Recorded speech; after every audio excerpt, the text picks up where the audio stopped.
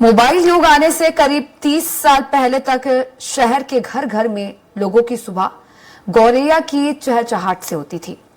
खुशनुमा मौसम हुआ करता था, लेकिन आज गौरैया का अस्तित्व ही खतरे में है। इसी पर देखिए ये रिपोर्ट।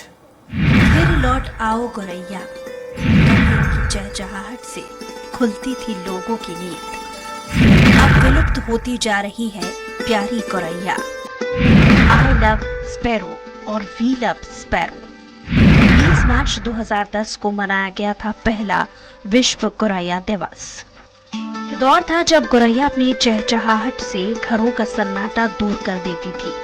प्यारी नन्ही गौरैया के आने से हर किसी का घर आंगन गुलजार दिखता था।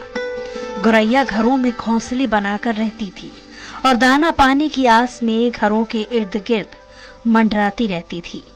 लेकिन अब पेड़ों की अंधाधुंध कटाई और बढ़ते प्रदूषण से गौरैया की मधुर आवाज शहरों में घुसी गई है। मोबाइल रेडिएशन और पेड़ों की अंधाधुंध कटाई के कारण गौरैया हमसे रूठ गई है। घर आंगन में खुद अपने आप आने वाली गौरैया अब दिखाई नहीं देती। आधुनिकता की दौड़ में प्रकृति के लगातार दोहन ने गौरैया को हमसे दूर कर दिया है। कंक्रीट के जंगल प्राकृतिक पर्यावरण को तो नष्ट कर ही रहे हैं, वहीं पक्षियों की कई प्रजाति भी लुप्त होने की कगार पर हैं। उन्हीं में से गौरैया भी एक है। गौरैया के बचाने की कवायद में देश में 20 मार्च का दिन गौरैया बचाव दिवस के तौर पर मनाया जाता है। दुनिया भर में गौरैया की 26 प्रजातियां पाई जाती हैं। घरेलू गौरैया भारत में हर जगह पाई जाती हैं। शहरी इलाकों में गौरैया की 6 तरह की प्रजातियां पाई जाती हैं, जो विश्व में सबसे ज्यादा पाए जाने वाले पक्षियों में से एक है। वर्तमान में घरेलू चिड़िया गौरैया लगभग लुप्त हो चुकी है। पिछले कुछ सालों में शहरों में गौरैया की कम होती संख्या पर चिंता प्रकट की जा रही है। मोबाइल टावरों से निकलने वाली तरंगों को भी गौरैया के लिए हानिकारक माना जा रहा है। ये तरंगें चिड़िया की दिशा खोजने वाली प्रणाली को प्रभावित कर रही हैं और प्रजनन पर भी बुरा असर पड़ रहा है, जिससे गौरैया का अस्तित्व संकट में है। गौरैया आमतौर पर देखा जाने वाला पक्षी है। गौरैया का मानव आवास और खेती से गहरा संबंध है।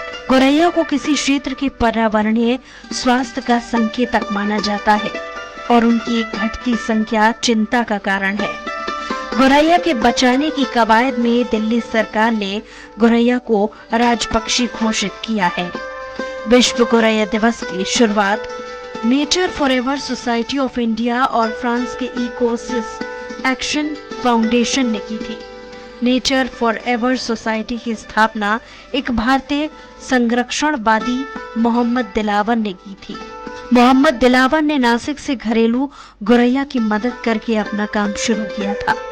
बाद में उनकी कोशिशों से पहला विश्व गौरैया दिवस 20 मार्च 2010 को मनाया गया था। हर साल गौरैया दिवस की एक विशेष थीम होती है। इस साल 2024 की थीम है गौरैया उन्हें एक मौका दे। आई लव स्पैरो और वी लव स्पैरो। मेरे घर में पहले एक चिड़िया जो थी, गौरैया जो थी, पंखे से कट के हादसा हो गया था उसके साथ। उसके बाद से मैंने शेल्टर एक बर्ड हाउस लगाने शुरू करे और इस समय मेरे यहाँ कम से कम 20-25 बर्ड हाउस लगे हुए हैं, छत पे भी लगे हुए हैं। तो इनकी एक आबादी ऐसी है जो जीवन के प्रथम 15 से 20-25 दिन में ही समाप्त हो रही थी और जिसका प्रतिशत बहुत ज़्यादा था। हमारे अनुमान के हिसाब से 60% से ज़्यादा ये था कि इनकी आबादी गिर के मर रही है। तो फिर हमने इनको सुरक्षित घर देना शुरू किया। गौरैया ने इस घर को बहुत स्वीकार किया, मतलब एक्सेप्ट किया इन नेस्ट को। और फिर हमने देखा कि जहाँ पर 2, 4, 6 गौरैया होती थी, वहाँ पे लोगों के यहाँ 25, 30, 40, 50, 100 के झुंड बनने शुरू हुए। हम गौरैया को पिछले 7 सालों से गौरव वाजपेयी जी के साथ मिलकर बचाने की मुहिम चला रहे हैं। जिसमें मैंने खुद पे अपने घर पे पहले घोंसले 1 लगाया, फिर 2 लगाया, अब धीरे धीरे 15-20 घोंसले मैंने खुद के घर पे लगाए, जिससे हर वर्ष 40 गौरैया मतलब संरक्षित होती हैं और वो प्रकृति में वापस जाती हैं। तो इस मुहिम को हमारी देखकर अन्य हमारे गली मोहल्ले के लोग प्रेरित हुए। फिर धीमे धीमे हमने इस मुहिम को धीरे धीरे पूरे कानपुर में गौरव जी के साथ मिलकर शुरू किया और आज की डेट में ये है कि लगभग 2500 से अधिक घोंसले हम लोगों तक पहुंचा चुके हैं, जिससे कई प्रतिशत गौरैया की संख्या में बढ़ोतरी हुई है। तो बचाने के बारे में बताइए कि ये गौरैया चिड़िया हमारे किस तरीके से मेरे घर के हमारी दोस्त होती हैं, हमारे आंगन की शोभा होती हैं और ये किसान मित्र भी होती हैं। तो जब इस मूवमेंट से हमको सफलता तब मिलेगी जब बच्चे जुड़ने लगेंगे। और आज हम लोगों ने ये संकल्प लिया, सारे लोगों ने शपथ लिया कि हम गौरैया को बचाने के लिए हम लोग का जो प्रयास है पूर्व से और तेजी गति से हम लोग प्रयास करेंगे। और इस मूवमेंट में अभी तक हम युवाओं और छात्रों को जोड़ रहे थे, अन्य लोगों को जोड़ रहे थे, अब हमारा फोकस बच्चों पे भी रहेगा, क्योंकि यदि बच्चे जुड़ गए तो ये हमारे आंदोलन की सफलता मानी जाएगी। Bureau report, Swaraj express.